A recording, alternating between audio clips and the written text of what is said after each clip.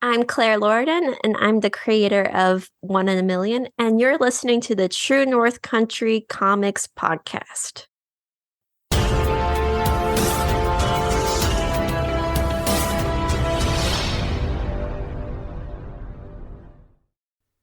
Welcome to the True North Country Comics podcast, dedicated to promote Canadian comic book and graphic novel creators and supporters. I'm John Swinimer. On this episode, I chat with Claire Lordon about her new graphic memoir, One in a Million. This podcast is available on Apple Podcasts, Google Podcasts, and YouTube. Please like and subscribe to that video channel. If you want to help the site and the podcast, please consider supporting the effort by chipping in at ko-fi.com/True North Country Comics. Your patronage is greatly appreciated. Claire Lordon is an American-Canadian illustrator and designer who lives in Vancouver, British Columbia. She creates artwork, surface designs, murals, and greeting cards for many companies. She earned her BFA in illustration at the Rhode Island School of Design. Claire's work is inspired by her lifelong spirit for adventure, a love of the outdoors, and enthusiasm for travel. She enjoys long-distance running, hiking, and snowboarding. Her debut graphic memoir is One in a Million. Her book is described as a deeply personal and visually arresting memoir that draws on the author's high school diaries and drawings.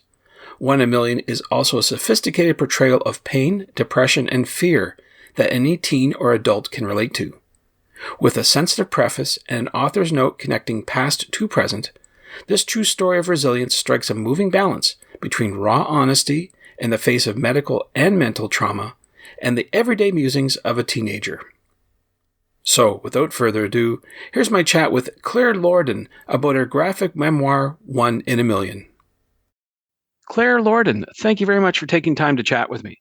Thank you so much for having me. I appreciate your time. Before we get going with all the questions, I want to ask you if you remember, what was the first comic book that you read?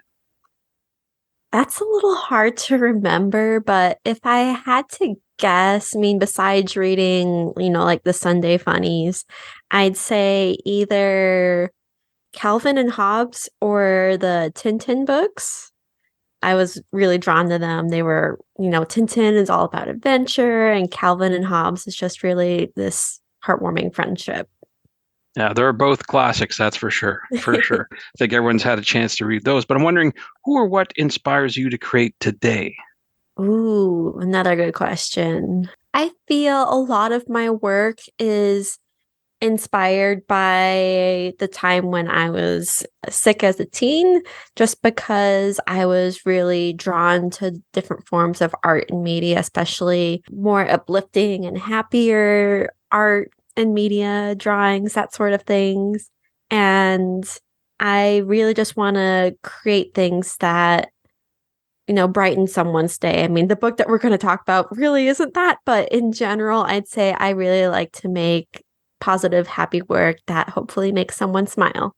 Sure, absolutely. Now, you just hinted about your latest graphic novel, One in a Million. That's your newest one that's out right now. I want to ask you, how would you describe that book to someone?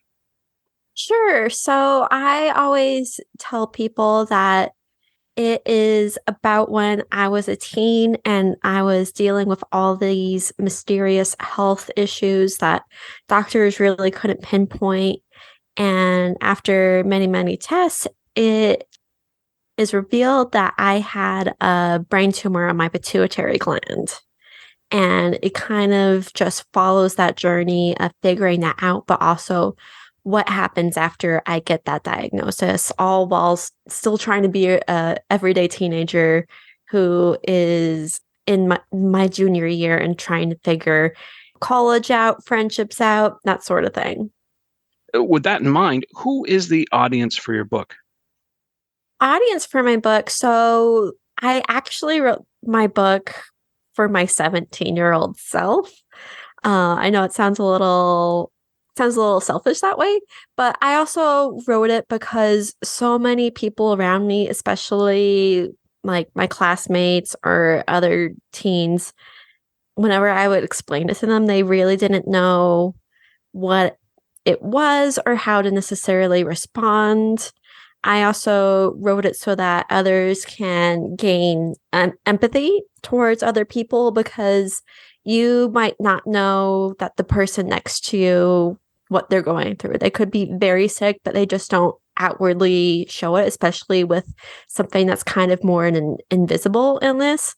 Mine was technically it showed, but it still was so subtle enough that a lot of doctors told me, well, she looks normal, or, she's just a little depressed. She's just being a teenager, that sort of a thing. So it's kind of a twofold answer. So for myself, but to also just to create more empathy in the world.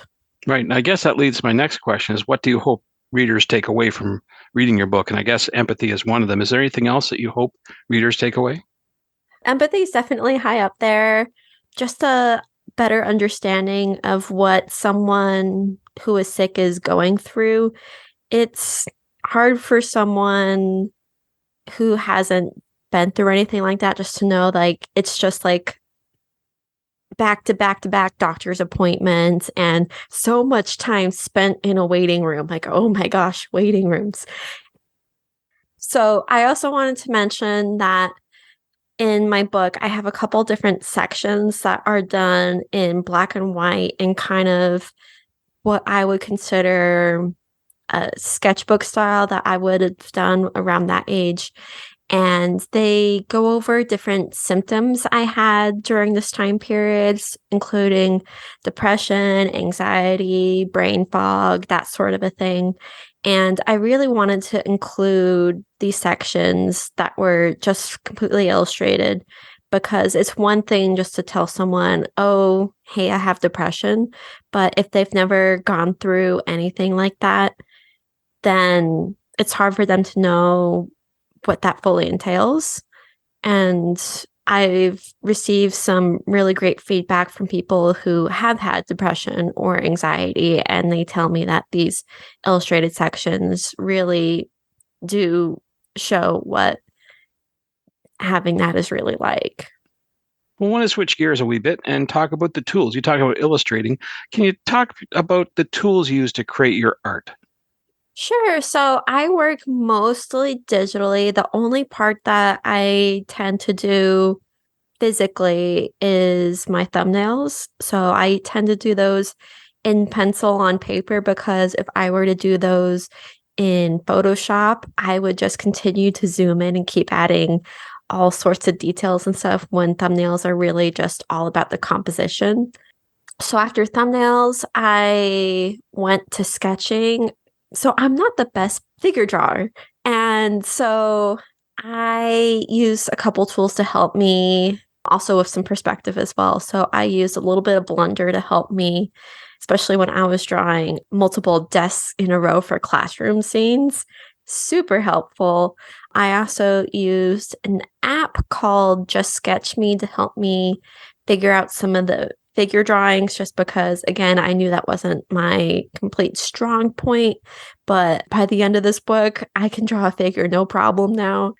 And then from sketching, so I would use those tools and then I would sketch in Photoshop. And then I did the inks and in Photoshop as well. And then I did color in Photoshop as well.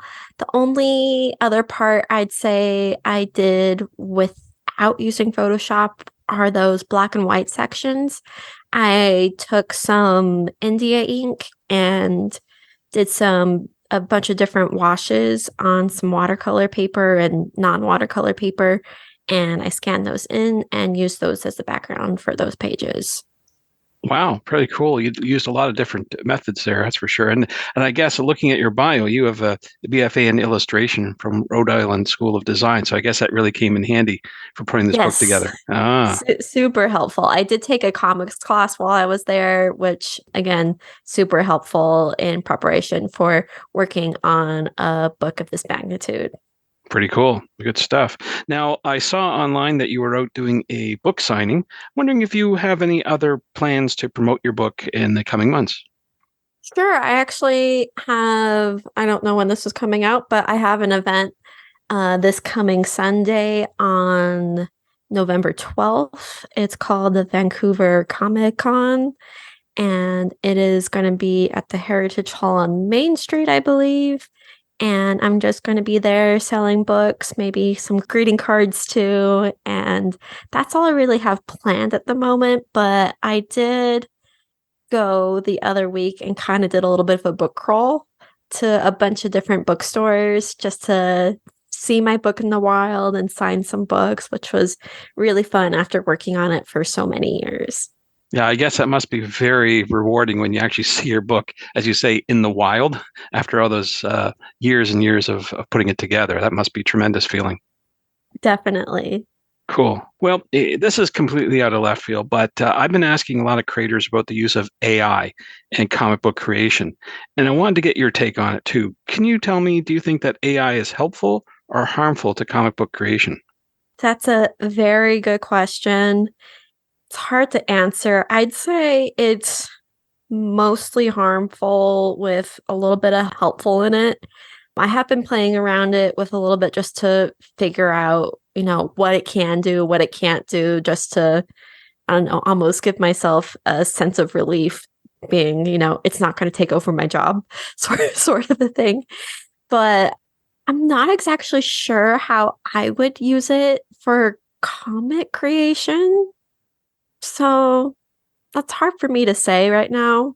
I could see it maybe streamlining some things in the future, possibly on like the back end of things that are kind of more laborious side of comic creation, but nothing's really going to take away the artist touch, the artist vision, and the artist skill. Okay. We've been talking about your book, One in a Million, but do you have any other up and coming projects that you can talk about? As far as up and coming things, they're really in the early stages right now. I'm still working on, I'd say I have 2 projects that I'm really excited about that, again, are just in the early stages. So the drafts haven't been finalized. And so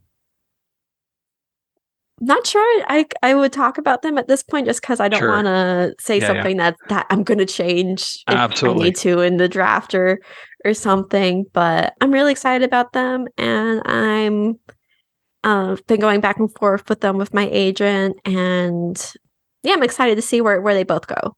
Sounds good. Well, I know you can't talk too much about them, but something to look forward to. So, with that in mind, wondering, is there a website that you reckon people go to find out about your current and your future projects?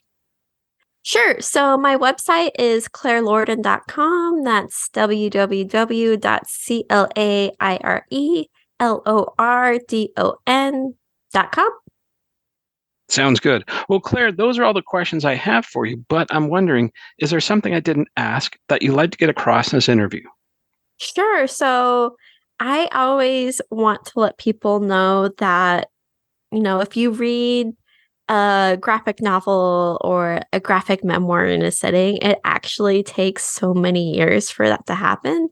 I mean, I'm totally guilty of it too. I love a good graphic novel and a good book, but a lot of people don't realize how many years went into creating this book. So it took me from beginning of outlining to finishing my final art about 5 years. And then it took another year between that and it actually being released because the publisher needs to do some promotion, do the printing, all that kind of stuff. So it just takes a really long time. And so when you're holding my book, just know you're holding 5 years of my life in your hands. Thanks to Claire for the chat. You can discover more about Claire online at clairelordon.com. That's CLAIRELORDON.com. If you haven't done so already, please subscribe to and like this podcast on Apple Podcasts. And please check out the TrueNorthCountryComics.com website. True North Country Comics is now on YouTube at True North Country Comics Videos. Please like and subscribe to that video channel and hit the notification button. You can follow along at True North Country Comics on most social media sites. If you have any comments, questions, or feedback, please send them to John at TrueNorthCountryComics.com. If you want to help the site and the podcast, please consider supporting the effort by chipping in at ko-fi.com/True North Country Comics, Your patronage is greatly appreciated. Thanks for listening, and come back soon for another episode. Bye for now. Truth and Country Comics Podcast is copyright Truth and Country Comics, copyright 2023.